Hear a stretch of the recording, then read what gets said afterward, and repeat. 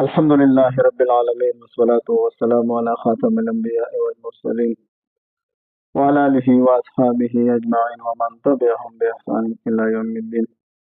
انتہائی واجب الاحترام طلباء کرام، آج کا درس نہایت اہم اور حساس موضوع پر ہے جو انسانی فکر و فلسفے کے مختلف پہلو کو ظاہر کرتا ہے۔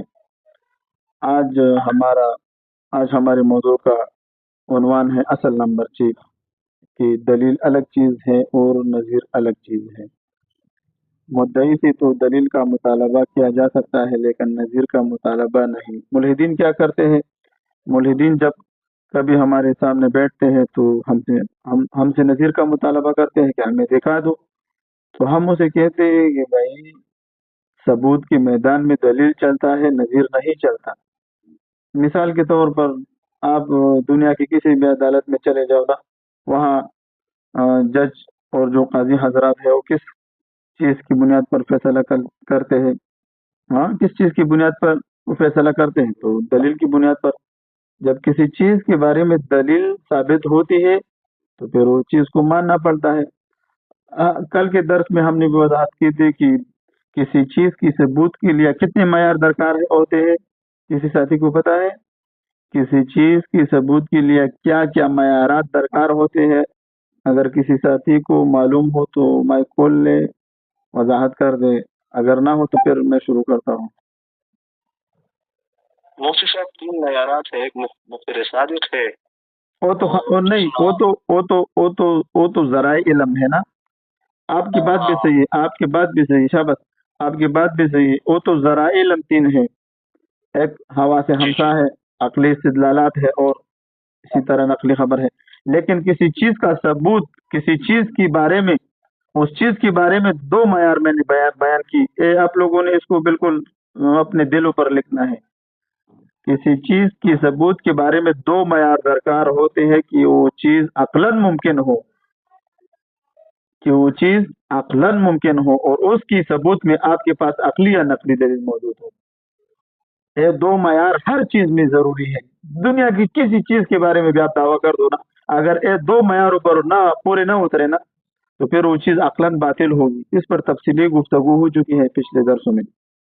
تو ہم مدعی ہیں، الحمدللہ مدعی کی 4 تعریفات ہے، آج ہم بیان کریں گے آپ کو کہ مدعی دعویٰ کرنے والا، ہم دعویٰ کرنے والے ہیں کہ اللہ تعالیٰ موجود ہے، اسلام کی جتنی بھی مقدمات ہے وہ خلاف عقل نہیں ہے۔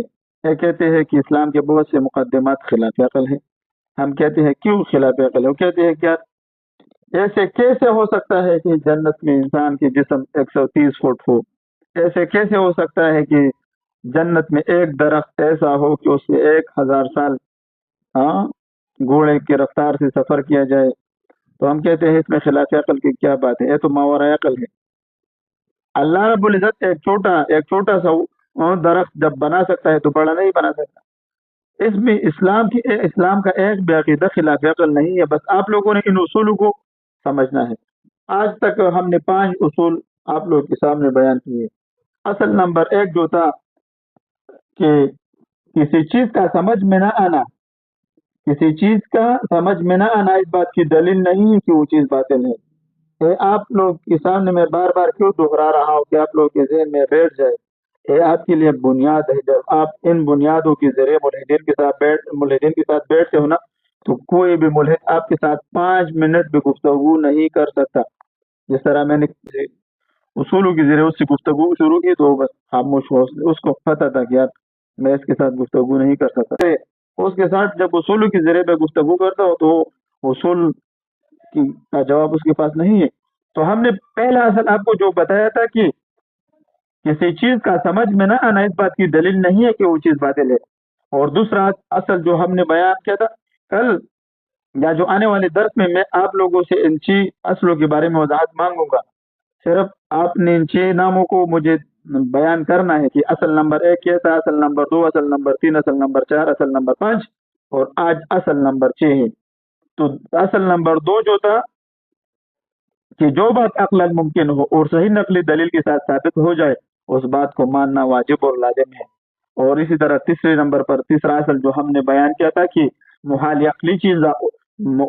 عقلی ہونا اور چیز ہے، اور مسرت آباد ہونا اور چیز ہے، خلاف عادت و خلاف عقل میں بہت فرق ہے، اس کے بارے میں ہم نے وضاحت کی۔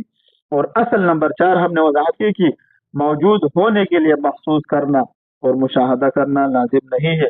اور اسی طرح اصل نمبر 5 جو ہم نے کل پڑھا تھا کہ منقولات محضہ پر دلیل قائم کرنا ضروری نہیں ہے، اور الحمدللہ اس پر تفصیلی گفتگو ہو چکی ہے۔ اور آج اصل نمبر 6 ہم پڑھیں گے کہ دلیل الگ چیز ہے اور نظیر الگ چیز ہے۔ مدعی سے تو دلیل کا مطالبہ جائز ہے لیکن نظیر کا مطالبہ جائز نہیں ہے۔ ملحدین کیا کرتے ہیں؟ ملحدین ہم سے نظیر مانگتے ہیں کہ ہمیں دکھا دو، ہم کہتے ہیں آپ ہم سے دلیل کا مطالبہ کرو۔ تو آج کا درس ہمارا اس ٹاپک اور اس عنوان پر ہے۔ تو مولانا بلال صاحب یا مولانا نظار شاہ صاحب جو بھی ساتھی عبارت پڑھنا چاہتے ہیں وہ عبارت شروع کریں کہ ہم درس کو آگے بڑھائیں۔ جزاک اللہ۔ چلے مفتی سے میں شروع کر لیتا ہوں، ٹھیک ہے؟ بسم اللہ الرحمن الرحیم۔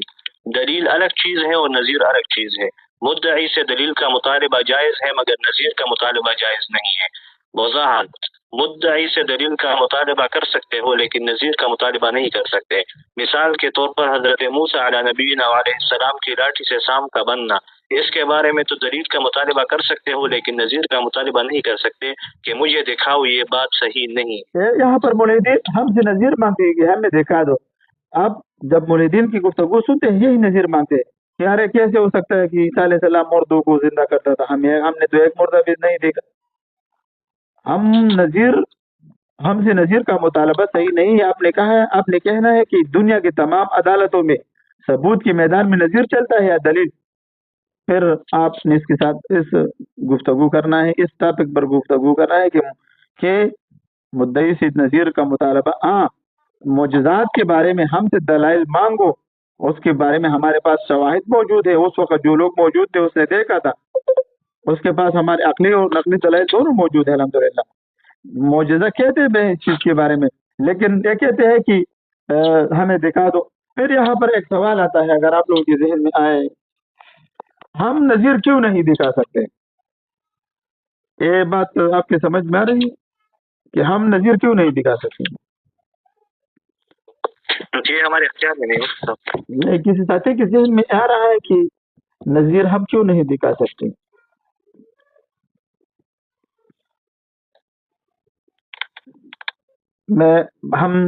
آج ہم جو پڑھ رہے ہیں نا کہ ہم کہتے ہیں کہ مدعی سے دلیل کا مطالبہ تو جائز ہے، نظیر کا مطالبہ جائز نہیں ہے، نظیر کا مطالبہ صحیح نہیں ہے۔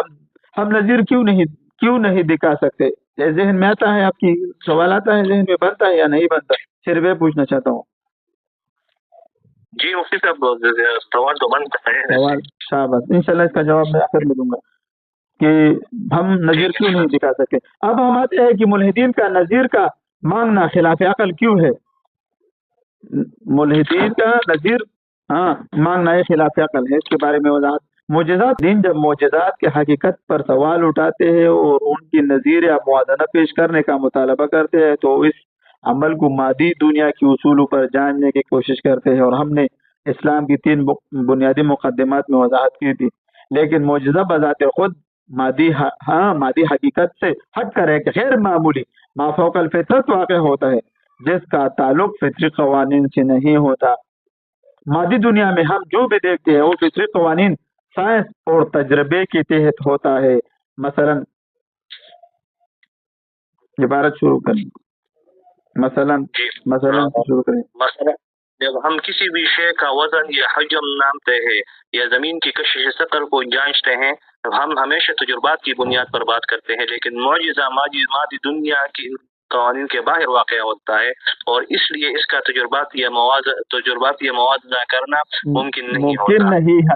جب ہم کسی شے کا وزن یا حجم ناپتے ہیں یا زمین کی کشش شکل ہے یا تجربات کے ذریعے ہم معلوم ہوتے ہیں، لیکن یہ تو مادی اشیاء ہے، لیکن معجزہ مادی دنیا اور ان کے قوانین سے باہر ہے۔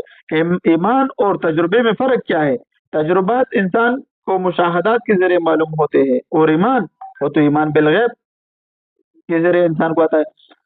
حالانکہ میں نے تقریباً بہت ایسے مسائل جمع کیے ہیں کہ ملحدین بھی معجزات ثابت ہوتے ہیں عقلی دلائل سے، اس میں تجربات نہیں چلتے، لیکن میں نے ایسے بہت سے مثالیں بیان کی ہے کہ ملحدین خود بھی سائنس کی نظریات پر ایمان بالغیب رکھتے ہیں، مثال کے طور پر گریویٹیشن پر، مثال کے طور پر بگ بینگ پر، مثال کے طور پر ارتقاء پر۔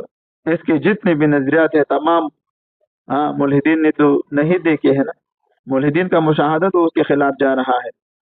سورج غروب ہوتا ہے، سورج طلوع ہوتا ہے، حالانکہ نہ سورج غروب ہوتا ہے اور نہ سورج طلوع ہوتا ہے، غروب طلوع ہو نہیں سکتا، لیکن ملحدین کا مشاہدہ کیا ہے؟ وہ بالکل غیب۔ سائنس کے معاملات میں بھی ملحدین غیب پر ایمان رکھتے ہیں، تو ہم مذہب کی عقائد پر ایمان بالغیب رکھتے ہیں۔ اس میں ہمارے ہم پر اعتراض نہیں آ سکتے۔ جو اعتراض ملحدین ہم پر کر رہے ہیں، یہ اعتراض ہم سائنس پر کر رہے ہیں کہ آپ بھی تو ایمان بالغیب رکھتے ہو۔ تو اب ہم آتے ہیں کہ ایمان اور تجربے میں فرق کیا ہے، اس پر انشاءاللہ ہم گفتگو کریں گے۔ جی مولانا صاحب۔ ایمان اور تجربے کا فرق۔ معجزات پر ایمان رکھنے والے افراد کے لیے یہ ایک روحانی حقیقت ہوتی ہے جسے تجربہ یا سائنس کی بنیاد پر ثابت کرنا ممکن نہیں۔ ایمان کی نوعیت ہی ایسی ہے کہ وہ مادی تجربات دنیا سے باہر کی حقیقتوں پر یقین کرتا ہے۔ جیسے ایک مذہبی شخص کسی معجزے کو روحانی تجربے کے طور پر دیکھتا ہے، ویسے ہی وہ اس کی حقیقت کو ایک مخصوص مذہبی یا روحانی تناظر میں سمجھتا ہے۔ اس لیے ملحدین کا معجزات کی نظیر طلب کرنا عقل کے خلاف ہے، کیونکہ ایمان اور تجربہ دو مختلف چیزیں ہیں۔ ایمان صرف عقیدے کی بنیاد پر ہوتا ہے، جبکہ تجربہ مادی دنیا کے مشاہدات پر مبنی ہوتا ہے۔ معجزات کی نوعیت کی انفرادیت، اس پر بھی گفتگو جی بات شروع کی۔ معجزات کی نوعیت، انفرادیت۔ معجزات کی ایک اہم خصوصیت یہ ہے کہ یہ ہمیشہ مخصوص حالات یا خاص مواقع پر ظاہر ہوتے ہیں۔ یہ انسانوں کی زندگیوں میں مخصوص پیغامات یا تعلیمات دینے کے لیے ہوتے ہیں۔ جیسے حضرت موسیٰ علیہ السلام کا سمندر کو پھاڑنا ایک خاص موقع پر تھا جس کا مقصد فرعون کی فوج کو ہلاک کرنا تھا، یا حضرت محمد صلی اللہ علیہ وسلم کا معراج ایک روحانی بلند مقام پر جانے کے لیے تھا۔ لہٰذا معجزات کی نوعیت ایسی ہوتی ہے کہ انہیں موازنہ یا نظیر کی بنیاد پر سمجھنا یا ثابت کرنا عقل کے خلاف عقل کے دائرے سے باہر ہے۔ جی عقل کے دائرے سے باہر ہے۔ ہر معجزہ اپنے وقت مقام مقصد میں منفرد ہوتا ہے، اس لیے ان کا تجرباتی نظیر دینا غیر ممکن ہے۔ معجزات کے بارے میں ہمارے پاس بہت سے دلائل موجود ہے کہ مذہبی متون میں، اسی طرح روحانی تجربات اور ماضی کی تاریخی شواہد موجود ہے۔ جن لوگوں کے سامنے معجزہ پیش ہوا تھا وہ اگر اس کے خلاف وہ ناکام رہتے تو پھر اس کی شواہد موجود ہوتی۔ قرآن کریم سچا کتاب ہے، اس میں وضاحت موجود ہے کہ معجزات پیش ہو چکے ہیں۔ ہمارے پاس عقلی اور نقلی دلائل ہیں۔ جی معجزات کے بارے میں مختلف دلائل۔ معجزات کے بارے میں دلائل۔ جب ملحدین معجزات کے بارے میں سوال کرتے ہیں تو ہم مختلف دلائل پیش کرتے ہیں جو معجزات کی حقیقت کو سمجھنے میں مددگار ثابت ہو سکتے ہیں۔ ان دلائل میں شامل ہیں: نمبر 1، مذہبی متون اور تاریخ۔ معجزات کے بارے میں تفصیل مذہبی متون میں ملتی ہے، جیسے قرآن و حدیث۔ ان متون میں ان معجزات کی وضاحت کی جاتی ہے جو ماضی میں مقدس شخصیات کے ذریعے ہوئے تھے۔ یہ دلائل ایک عقلی اور منطقی بنیاد فراہم کرتے ہیں کہ معجزات کا ہونا ممکن ہے۔ نمبر 2، روحانی تجربات۔ بہت سے افراد جو مذہب پر ایمان رکھتے ہیں وہ اپنے ذاتی اور روحانی تجربات کو معجزات کے ساتھ جوڑتے ہیں۔ یہ تجربات ہمیشہ عقل یا مادی دنیا کے معیارات کے تحت نہیں ہوتے، بلکہ ان کی نوعیت روحانی اور ذاتی ہوتی ہے۔ نمبر 3، ماضی کے تاریخی شواہد۔ معجزات کی حقیقت کو تاریخ کی روشنی میں سمجھا جا سکتا ہے۔ بہت سے مذہبی اور تاریخی واقعات ایسے ہیں جو معجزات پر مبنی ہیں اور ان کا تاریخی پس منظر بھی موجود ہے۔ ملحدین کا معجزات کی نظیر کا مطالبہ عقل کے خلاف ہے، کیونکہ معجزات مادی دنیا کے اصول سے باہر کی حقیقت ہیں۔ یہ روحانی تجربات ایمان اور مخصوص مذہبی تناظر کا حصہ ہیں، اس لیے معجزات کا تجرباتی موازنہ یا نظیر دینا ایک غلط مفروضہ ہے جو حقیقت کو صحیح انداز میں سمجھنے سے روکتا ہے۔ معجزات کا حقیقی مطلب اس بات کو تسلیم کرنا ہے کہ مادی دنیا کے قوانین سے ہٹ کر بھی ایک اعلیٰ طاقت یعنی خدا موجود ہے جو اپنے بندوں کے لیے غیر معمولی کام کر سکتا ہے۔ ایک منٹ، الحمدللہ ہم نے مکمل وضاحت کی کہ معجزات ثابت ہے۔ معجزات کے بارے میں ہم سے دلیل کا مطالبہ صحیح نہیں ہے۔ اگر ملحدین آپ سے معجزات کے بارے میں دلیل کا مطالبہ کرے تو آپ نے کہنا ہے کہ مدعی سے دلیل کا مطالبہ کیا جا سکتا ہے، نظیر کا نہیں۔ آپ مجھ سے نظیر مانگتے ہو، اور نظیر ہم کیوں نہیں پیش کر سکتے؟ میں نے جو آپ سے کہا کہ ہم نظیر اس لیے پیش نہیں کر سکتے کہ ہم نے اپنے عقل کے تجربے میں اس کو نہیں لایا ہے۔ ہم نظیر کیوں پیش نہیں کر سکتے؟ نظیر کے بارے میں تو ہم نے تمام دلائل پڑھ لی کہ یہ خلاف عقل کیوں ہے۔ خلاف عقل اس لیے ہے کہ ہم نے تمام دلائل پڑھ لی۔ اب ہم نظیر پیش کیوں نہیں کر سکتے؟ اس سے عاجز کیوں ہے؟ اس سے عاجز اس لیے ہے کہ ہم نے عقل کے تجربے میں نہیں لائے، اس لیے ہم پیش نہیں کر سکتے۔ اگر آپ لوگوں کے ذہن میں جو سوال تھا اس کا جواب ہمیں دیا۔ اب ہم آتے ہیں کہ مدعی کیسے کہتے ہیں؟ مدعی کی اصول مناظرہ میں جب ہم پڑھتے ہیں تو ہم اس میں 4 تعریف کرتے ہیں۔ ایک تعریف ہم نے یہاں پر کی ہے، من نسب نفسہ لاثبات الحکم بالدلیل و التنبیہ۔ مدعی وہ ہے جو دعویٰ کو دلیل یا تنبیہ کے ساتھ ثابت کرنے کی ذمہ داری قبول کر لے۔ دوسرے نمبر پر اس کا تعریف ہے من یخالف الظاہر، جو ظاہر کے خلاف جا رہے۔ ان تمام دلائل کے ذریعے ملحدین بھی من وجہ، ان تمام مدعی کی تمام 4 تعریفاتوں میں ملحدین بھی من وجہ مدعی ہے۔ اگر آپ ان کو مدعی بنانا چاہتے ہیں تو یہ بھی صحیح ہے، جس طرح مفتی یاسر ندیم الوجدی حفظہ اللہ نے اویس اقبال کو مدعی بنایا تھا، کیونکہ میں اس پر انشاءاللہ تفصیلی گفتگو کرتا ہوں، لیکن میں خود مدعی بننا پسند کرتا ہوں۔ میں آپ لوگوں کو بھی کہتا ہوں کہ آپ لوگوں نے بھی مدعی بننا ہے۔ پھر ہم اللہ کی وجود کا اقرار دعویٰ بھی کرتے ہیں، اور پھر میدان میں مدعی بن جائے تو پھر یہ تو میرے ایمان کے خلاف ہے نا۔ میں خود تو ایسا نہیں کرتا کہ میں خود مدعی بن جاؤں، نہیں، میں مدعی ہوں۔ میں اللہ کی وجود کا ڈنکے کی چوٹ پر اقرار کرنے والا ہوں۔ میرے جسم کا ایک ذرہ اللہ کی وجود کی گواہی دے رہی ہے، تو میں خود مدعی بننے میں پسند کرتا ہوں، کبھی بھی میں مدعی بننا پسند نہیں کرتا۔ تو میں آپ لوگوں کو بھی سمجھانا چاہتا ہوں کہ آپ لوگوں نے بھی مدعی بننا ہے۔ اگر آپ لوگ مدعی نہیں مدعی بننا چاہتے ہیں تو آپ ان 4، صرف ہم نے ایک دلیل یہاں ذکر ہی، ایک تعریف ذکر کی ہے، 3 میں ایسے بتاتا ہوں آپ کو۔ سب سے پہلے نمبر پر تو یہ دلیل ہے، من نسب نفسہ لاثبات الحکم بالدلیل یا التنبیہ۔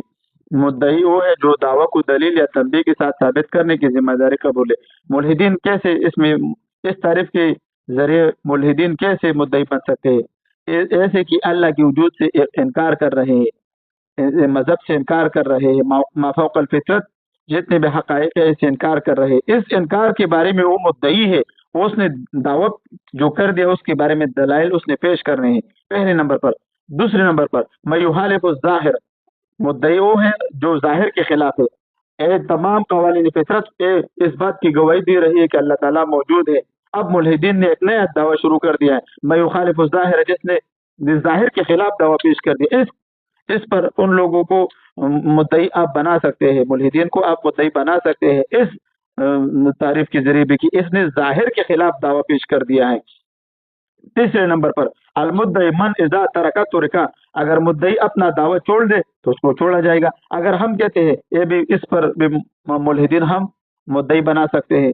ہم کہتے ہیں کہ آپ الحاد کا دعویٰ چھوڑ دو، ہم آپ کو چھوڑ دیں گے، بس آپ اللہ کی وجود کا اقرار کر دو، ہم آپ کو چھوڑ دیں گے۔ اسی طرح چوتھے نمبر پر بھی ہے من یثبت امرا زائدا، جو مدعی وہ ہوتا ہے جو امر زائد کا اثبات کرتا ہے۔ امر زائد کا اثبات کیا ہے؟ کہ تمام کائنات کا ایک مقصد معلوم ہے، لیکن یہ کہتے ہیں کہ انسان بے مقصد ہے۔ تو اس چوتھے نمبر پر دلیل پر بھی آپ ملحدین کو مدعی بنا سکتے ہو، لیکن ہم کہتے ہیں کہ ہم نے خود مدعی بننا ہے اور اس کو مدعی بنانا ہے، اور پھر اس پر ہم سوالات کرتے ہیں۔ تو مدعی کا مفہوم، مدعی کی خصوصیات اور نظیر کا مفہوم، نظیر کے خصوصیات دا انشاءاللہ اب آپ مولانا صاحب آپ عبارت شروع کریں، جزاک اللہ جی۔ مدعی کا مفہوم، مدعی وہ شخص یا فریق ہوتا ہے جو کسی خاص معاملے یا مقدمے میں دعویٰ پیش کرتا ہے۔ مدعی کی تعریف، من نصب نفسہ لاثبات الحکم بالدلیل یا بالتنبیہ، مدعی وہ ہے جو دعویٰ کو دلیل یا تنبیہ کے ساتھ ثابت کرنے کی ذمہ داری قبول کرے۔ مدعی وہ شخص ہوتا ہے جو کسی بات یا مسئلے کے حق میں بات کر رہا ہوتا ہے اور وہ اس بات کو ثابت کرنے کے لیے دلیل فراہم کرتا ہے۔ مثلا کسی عدالت میں جب کوئی شخص کسی دوسرے پر الزام لگاتا ہے تو وہ شخص مدعی کہلاتا ہے اور اس کے پاس اپنے دعوے کو ثابت کرنے کے لیے مضبوط دلیل یا شواہد ہونا ضروری ہے۔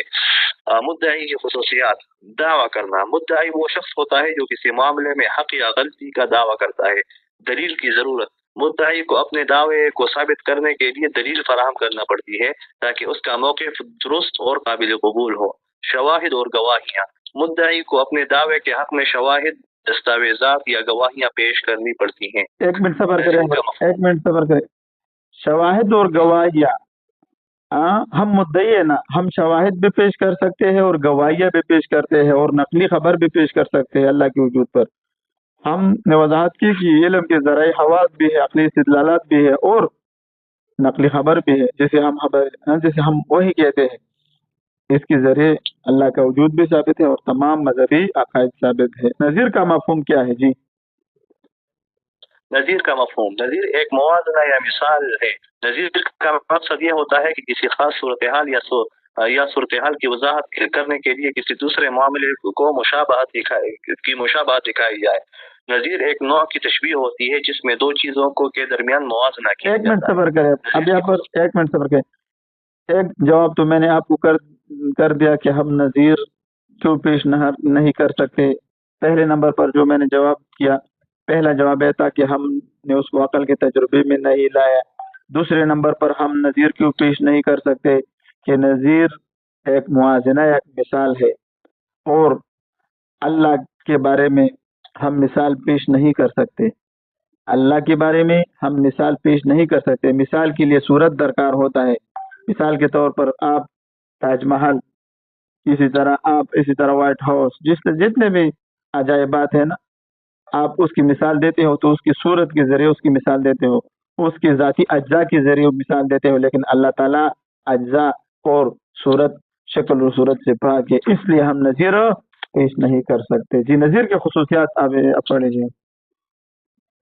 جی، نظیر کی خصوصیات: موازنہ: نظیر میں دو مختلف چیزوں یا حالات کا موازنہ کیا جاتا ہے۔ سمجھانے کا طریقہ: نظیر کا مقصد کسی بات کو آسانی سے سمجھانا ہوتا ہے، نہ کہ کسی موقف کو ثابت کرنا۔ مثال کی نوعیت: نظیر ایک مثال ہوتی ہے جو پیچیدہ موضوعات کو سمجھانے کے لیے پیش کی جاتی ہے، لیکن یہ کسی حقیقت یا حقیقت پسندی کو ثابت نہیں کرتی۔ اب ہم آتے ہیں کہ دلیل اور نظیر میں کیا فرق ہے۔ دلیل اور نظیر میں بہت سے فرق ہے۔ جی، اب عبارت یہاں شروع کریں۔ دلیل اور نظیر کا فرق: دلیل میں منطقی تسلسل، حقیقت اور شواہد ہوتے ہیں جو کسی موقف کو ثابت کرنے کے لیے پیش کیے جاتے ہیں۔ دلیل کا مقصد یہ ہوتا ہے کہ کسی خاص موقف کو سچ ثابت کیا جائے۔ نظیر میں موازنہ یا مثال پیش کی جاتی ہے جو کسی دوسرے معاملے سے مشابہت ظاہر کرتی ہے، لیکن یہ کسی موقف یا حقیقت کو ثابت نہیں کرتی۔ نظیر محض ایک طریقہ ہے کسی بات کو سمجھانے یا وضاحت دینے کا۔ اب ہم آتے ہیں کہ مدعی سے نظیر کا مطالبہ کیوں غلط ہے، اس پر جی عبارت۔ ہم اصل سوال کی طرف آتے ہیں، مدعی سے نظیر کا مطالبہ صحیح کیوں نہیں ہے؟ اس کی کئی وجوہات ہیں جو منطقی، قانونی اور فلسفیانہ سطح پر مختلف جہتوں سے اہمیت رکھتی ہے۔ دلیل کی اہمیت: مدعی جب کسی دعوے کو عدالت میں یا کسی مقابلے میں پیش کرتا ہے تو اس سے دلیل کا مطالبہ کیا جاتا ہے، نہ کہ نظیر کا۔ دلیل کسی موقف کو ثابت کرنے کے لیے شواہد اور منطقی استدلالات پیش کرتی ہے۔ اگر مدعی سے نظیر کا مطالبہ کیا جائے تو یہ اس کے دعوے کو ثابت کرنے کے لیے غیر مناسب ہوگا۔ نظیر صرف موازنہ یا مثال ہے اور یہ کسی مخصوص حقیقت کو ثابت نہیں کر سکتی۔ مثال: اگر مدعی یہ دعویٰ کرتا ہے کہ فلاں شخص نے میرے ساتھ دھوکہ کیا تو اسے ثابت کرنے کے لیے شواہد، گواہیاں یا دلیل پیش کرنی پڑے گی۔ اس دعوے کے حق میں نظیر پیش کرنا جیسے کسی اور نے بھی کیا تھا اس دعوے کو ثابت نہیں کرتا۔ یہ محض ایک مثال یا مشابہت ہے، نظیر کا حقیقت سے تعلق نہیں ہوتا۔ نظیر ایک تشبیہ یا موازنہ ہے، لیکن یہ ہمیشہ حقیقت یا سچائی کو ثابت نہیں کرتی۔ مدعی کو اپنے دعوے کے حق میں حقیقت اور شواہد فراہم کرنا ہوتے ہیں۔ اگر مدعی سے نظیر کا مطالبہ کیا جائے تو یہ اس کے کی حقیقت کو ثابت کرنے کا ایک غیر مناسب طریقہ ہوگا، کیونکہ نظیر کسی مخصوص حقیقت کو ثابت نہیں کر سکتی۔ مثال، اگر کسی شخص نے کوئی جرم کیا ہے تو مدعی سے یہ توقع کی جاتی ہے کہ وہ اس جرم کو ثابت کرنے کے لیے شواہد فراہم کرے گا، نہ کہ یہ کہ وہ کسی اور کیس کی نظیر پیش کرے۔ نظیر کا استعمال اس حقیقت کو ثابت کرنے میں مددگار نہیں ہوگا۔ دلیل کا مقام جی دلیل وہ طریقہ ہے جس کے ذریعے کسی خاص موقف یا دعوے کو قابل قبول بنایا جاتا ہے۔ عدالتوں میں فیصلہ ہمیشہ دلیل کی بنیاد پر کیا جاتا ہے، نہ کہ نظیر کی بنیاد پر۔ نظیر کو صرف کسی بات کو سمجھانے یا واضح کرنے کے لیے استعمال کیا جا سکتا ہے، لیکن یہ کسی دعوے یا موقف کو ثابت کرنے کا مؤثر طریقہ نہیں ہے۔ مثال، اگر ایک شخص عدالت میں یہ دعویٰ کرتا ہے کہ اس کے حقوق کی خلاف ورزی ہوئی ہے تو عدالت سے یہ توقع کی جاتی ہے کہ وہ اس سے دعوے کو دلیل کی بنیاد پر فیصلہ کرے، نہ کہ اس شخص سے نظیر طلب کرے۔ عدالتوں میں اصول اور حقیقت کی بنیاد پر فیصلہ۔ عدالت میں فیصلہ ہمیشہ حقیقت اور دلیل پر ہوتا ہے۔ نظیر کبھی بھی کسی دعوے کو حقیقت یا سچائی کے طور پر تسلیم نہیں کراتی۔ اگر کسی مدعی سے نظیر کا مطالبہ کیا جائے تو وہ صرف اس کے موقف کی وضاحت کرنے کے لیے مددگار ہو سکتی ہے، لیکن اس کا مقصد کسی حقیقت کو ثابت نہیں ہوتا۔ اللہ تعالیٰ اب آپ ایک منٹ اب یہاں صبر کریں۔ اللہ تعالیٰ کی ذات بے مثل اور بے نظیر ہے۔ ہم معجزات کے بارے میں، اللہ کے بارے میں ہم نظیر پیش نہیں کر سکتے، کیونکہ اللہ تعالیٰ بے مثل ہے۔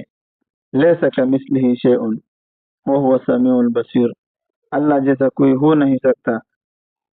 اگر اللہ جیسا کوئی مثل ہوتا یا اللہ کا مثال ہم صورت کے ذریعے، نظیر کے ذریعے دے سکتے تو پھر وہ حادث ہوتا۔ اللہ تعالیٰ قدیم ہے، اللہ تعالیٰ مخلوق کی صفات سے ماورا ہے، اللہ تعالیٰ جہت سے پاک ہے، اللہ تعالیٰ کی ذات لامحدود ہے، ہماری عقل محدود ہے۔ ہم اللہ کا تصور اس کی ذات کے ذریعے کر نہیں سکتے، بلکہ ہم اللہ کی صفات کے ذریعے اس کا تصور کرتے ہیں۔ پھر تصور کی 4 اقسام ہے: تصور بالکنہ، تصور بکنہی، تصور بالوجہ اور تصور بوجہی۔ تصور بالوجہ اور تصور بوجہی میں اللہ کی صفات کے ذریعے ہم اللہ تک پہنچتے ہیں۔ تصور بالکنہ اور بکنہی کے ذریعے ہو نہیں سکتا اللہ کی تعارف ہو۔ تو الحمدللہ جب ہم اللہ کی ذات بے مثل اور بے نظیر ہے، اس کے لیے نظیر مانگنا خلاف عقل ہے۔ اب ہم یہاں کی اللہ کی ذات بے مثل اور بے نظیر کی عبارت پڑھیں گے۔ آپ مولانا صاحب شروع کریں، جزاک اللہ۔ اللہ کی ذات بے مثل اور بے نظیر ہے۔ اللہ تعالیٰ کی ذات اور اس کی صفات انسانوں کے فہم سے بالاتر ہیں، اور وہ ہر قسم کے موازنہ یا نظیر سے بالاتر ہے۔ اللہ کا کوئی شریک نہیں اور نہ ہی کوئی اس جیسا ہے جو اسے کسی نظیر کے طور پر پیش کیا جا سکے۔ قرآن میں اللہ تعالیٰ کا ارشاد ہے، اعوذ نہیں ہے اور وہ سب کچھ سننے والا اور دیکھنے والا ہے۔ یہ آیت صاف ظاہر کرتی ہے کہ اللہ کی ذات کی کوئی نظیر نہیں ہو سکتی، اور اس لیے اللہ کے بارے میں نظیر کا مطالبہ قطعی طور پر غلط ہے۔ اللہ کی حقیقت اتنی عظیم اور منفرد ہے کہ اسے کسی انسان یا مخلوق سے موازنہ نہیں کر سکتے۔ اللہ کا وجود ایمان کی بنیاد پر ہے۔ اللہ کے وجود کو ایمان کی بنیاد پر تسلیم کیا جاتا ہے۔ ایمان کی ایک خاص نوعیت ہوتی ہے جس میں کسی حقیقت کا یقین کیا جاتا ہے بغیر اس کے کسی مادی یا دنیاوی شواہد کے۔ مسلمان اللہ کے وجود پر ایمان رکھتے ہیں، اور اس ایمان کا تعلق دل کی صفائی، روحانیت اور اندرونی یقین سے ہے۔ جب اللہ کے بارے میں بات تسلیم کی جاتی ہے تو اس کا مقصد ایمان اور تسلیم ہوتا ہے، نہ کہ مادی دلیل یا نظیر کی طلب۔ اس کا مطلب یہ نہیں کہ اللہ کے وجود کے بارے میں دلائل نہیں ہے، بلکہ یہ ہے کہ اللہ کی ذات اور اس کا اصل مقصد انسانوں کے فہم سے بالاتر ہے۔ اس کے باوجود مسلمانوں کے پاس دلائل ہیں جو اللہ کے وجود کی نشاندہی کرتے ہیں، جیسے کائنات کی تخلیق۔ جی جیسے کائنات کی تخلیق، نظام کائنات اور قرآن کے ہدایت۔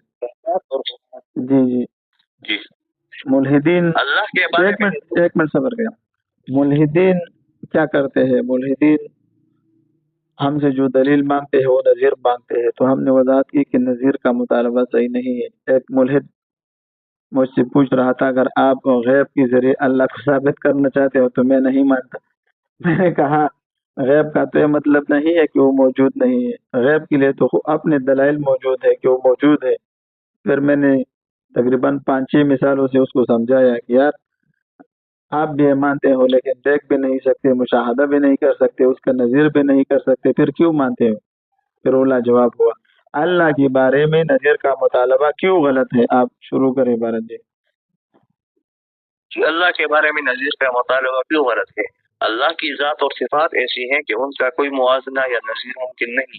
اللہ کا کوئی شریک یا ہم پلہ نہیں۔ اللہ کے مفہوم کو سمجھنا ایمان کی بات ہے، اور ایمان دل سے تعلق رکھتا ہے، نہ کہ صرف عقل یا جسمانی ادراک سے۔ اللہ کے بارے میں نظیر یا مثال پیش کرنے کا مطلب اس کی محدودیت کو تسلیم کرنا ہوگا، جو کہ کفر اور شرک کے مترادف ہے۔ جو کہ کفر اور شرک کا مترادف ہے۔ الحمدللہ ہم نے مکمل وضاحت کی کہ مدعی سے دلیل کا مطالبہ تو کیا جا سکتا ہے لیکن نظیر کا نہیں۔ ہم ملحدین اگر آپ سے نظیر مانگے تو آپ نے پھر کہنا ہے کہ پھر میں آپ سے بھی نظیر مانگوں گا۔ آپ کہتے ہو کہ بگ بینگ کا نظریہ آپ رکھتے ہو تو ہمیں دکھا دو، وہ دکھا سکے گا؟ بگ بینگ کا نظریہ وہ دکھا سکے گا؟ آپ اسے کہو کہ یار مجھے میٹر دکھا دو، مادہ دکھا دو کہ میں آنکھوں سے دیکھو، دوربین اور خوربین کے ذریعے نہیں، مجھے دکھا دو۔ پھر مادے میں الیکٹران، پروٹان، نیوٹران مجھے دکھا دو۔ پھر مادے سے انسان خود بہت بنتا ہے، مجھے دکھا دو۔ پھر انسان کی ارتقاء، آپ ایوولوشن کو مانتے ہو، مجھے دکھا دو۔ پھر گریویٹیشن مجھے دکھا دو۔ ڈارک میٹر جسے تاریک مادہ کہتے ہیں مجھے دکھا دو۔ بلیک ہول مجھے دکھا دو۔ ہاں، زمین 2 قسم کی گردش کر رہی ہے، مجھے دکھا دو۔ زمین 3.5 زاویہ پر جھکی ہوئی ہے، مجھے دکھا دو۔ ہاں، سورج ہم سے 15 کروڑ کلومیٹر دور ہے، مجھے دکھا دو۔ چاند ہم سے 3,86,000 کلومیٹر دور ہے، ہمیں دکھا دو۔ ہم ملحدین سے الزام کے طور پر نظیر مانگتے ہیں کہ عدالتوں میں کیا چلتا ہے، نظیر یا دلیل؟ دلیل چلتا ہے، نظیر سے کوئی بھی مسئلہ ثابت نہیں ہوتا۔ تو خلاصہ ہے، آج کے درس کا خلاصہ یہی ہے کہ مدعی سے نظیر کا مطالبہ کرنا اس لیے غلط اور غیر مناسب ہے کیونکہ نظیر ایک موازنہ یا مثال ہوتی ہے جو کسی خاص دعوے کو ثابت نہیں کر سکتے۔ جب مدعی کسی دعوے کو پیش کرتا ہے تو اس سے دلیل کا مطالبہ کیا جانا چاہیے، کیونکہ دلیل کسی موقف کو حقیقت کے بنیاد پر ثابت کرتی ہے، جبکہ نظیر محض ایک تشبیہ یا موازنہ ہوتی ہے جو کسی پیچیدہ موضوع کو سمجھانے کے لیے استعمال کی جاتی ہے۔ لہٰذا مدعی سے دلیل کا مطالبہ کرنا صحیح ہے نہ کہ نظیر کا۔ اور اللہ تعالیٰ کے بارے میں نظیر کا مطالبہ اس لیے صحیح نہیں کہ اللہ تعالیٰ کی ذات غیر محدود اور غیر مشابہ ہے، اس کا کوئی شریک یا نظیر نہیں ہو سکتا۔ اللہ کے وجود کو تسلیم کرنے کے لیے اللہ کے وجود کو تسلیم کرنے کے لیے ایمان کی ضرورت ہے، اور اس کی حقیقت کو سمجھنے کے لیے دلیلیں دی جا سکتی ہے، لیکن نظیر پیش کرنا کسی اعتبار سے بھی درست نہیں ہے۔ اللہ کی عظمت اور اس کی صفات ہمارے فہم سے کہیں بڑھ کر ہے۔ وآخر دعوانا الحمدللہ رب العالمین۔